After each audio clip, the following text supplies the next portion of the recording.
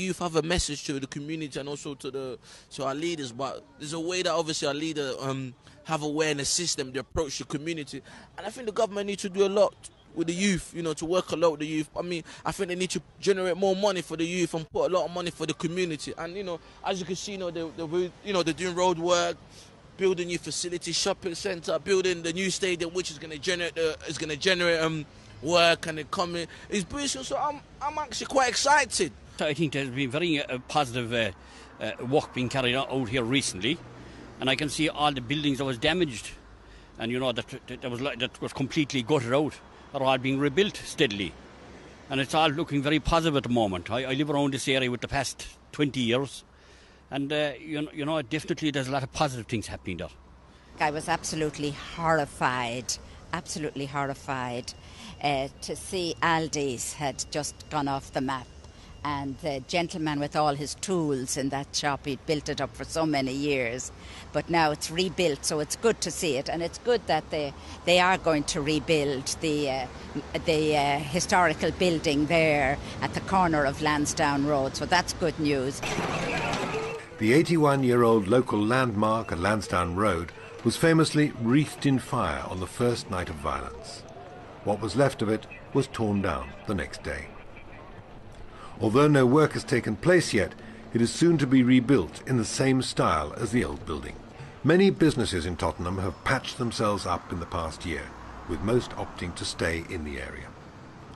But buildings that were badly damaged enough to be torn down still haven't been rebuilt, although Aldi have planning permission for their new store.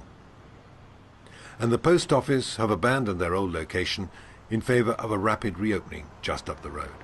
The shops that belong to big national chains bounce back quickly, but some small local businesses have found it harder than that. Small businesses are getting loans from the banks, helping them to rebuild.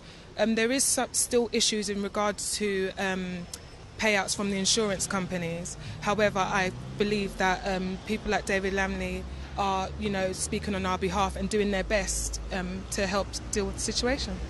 I know some of the regeneration or funding after is quite slow in coming through, and some of the buildings and businesses are still kind of waiting for funding to rebuild, for example, across the road. But I think it's coming along slowly and surely, but we are hoping for a lot more. But beyond putting the bricks and mortar back together, what can be done to mend the social fabric and help those who seem to be so very alienated from British society feel respect and affection for their communities again? I think if you had to find a silver lining to the riots, it would probably be that it's brought attention to those areas where there is massive deprivation, where young people and old are finding it very difficult to get jobs. And what I would hope to see a year later and also into the future is that rather than just excluding and turning away from these areas, we're actually investing in them and trying to give people jobs, trying to give people reasons to want to be part of that society and for them not want to be throwing their frustration around and getting angry. We need to invest in the societies that are important to us, and this is in particular 3 areas where we must do that.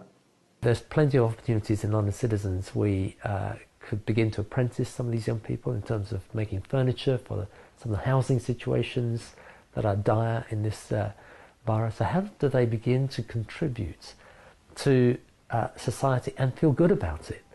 That they have not just been entertained or looked after or mentored or developed for themselves, but how can they feel a part of the local community now in terms of getting alongside carpenters and welders and plumbers and whatever else, and learn skills and learn trades. And that's one of our ambitions in London Citizens. Nothing has really been done to heal the social fabric after the riots. There's been a few programmes, a bit of money has been spent, but the real problem is you've got whole areas where young people have no prospect of getting a job, no prospect of getting a home, and yet they see the bankers completely screwing up the economy and walking away with their bonuses and their pensions all intact. And I think there's an anger that there's one law for a small elite in Britain, another for everybody else, and that's what fuelled those riots.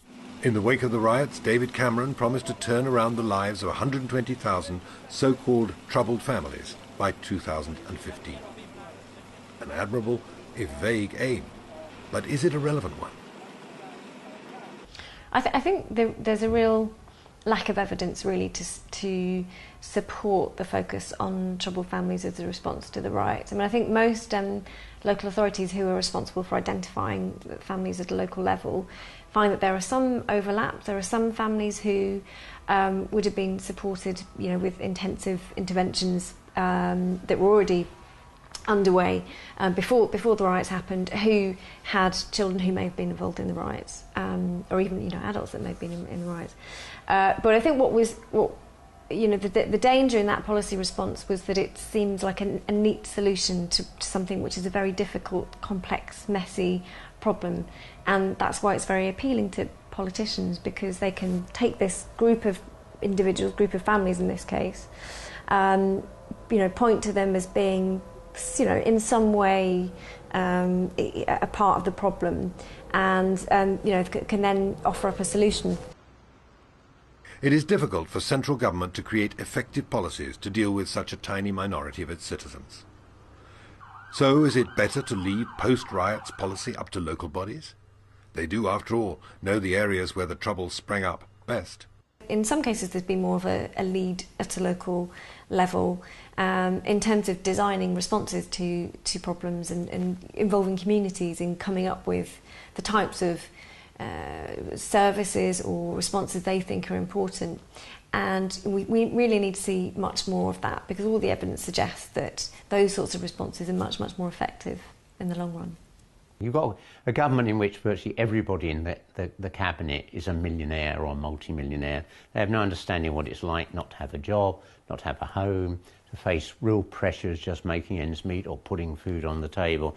Much better to let local organisations actually operate the programmes that need to be put in place and distribute the money and all of that. Local people understand this. I mean, there's no way that all these rich millionaires who went to private schools and only met the working class people when they had them as servants can in any way tackle these problems. Here in London, in Wandsworth, we have a council that somehow has to make decisions for 300,000 people. And we have a mayor who somehow has to deal with 8 million people's issues. And we have a government that somehow has to govern a nation of 60 million people. It just doesn't make sense on a rational basis. So I do feel that the issue is, how do we get the local working well so that the city and the national level will work effectively. Some community leaders in Tottenham say they tried to warn the police that the atmosphere was very tense prior to the riots and that some kind of disturbance was likely to happen soon. These warnings were not heeded, but are a good example of how community bodies see trouble brewing long before the authorities, and why they should have a voice. Despite all of the positivity in Tottenham 1 year on, there is anger there if you scratch the surface. Some Tottenham residents are grateful that attention is at last being paid to the problems in their area, but resent the fact that their voices aren't being listened to. Olympic security measures, investment and policing are all sources of annoyance. Why do you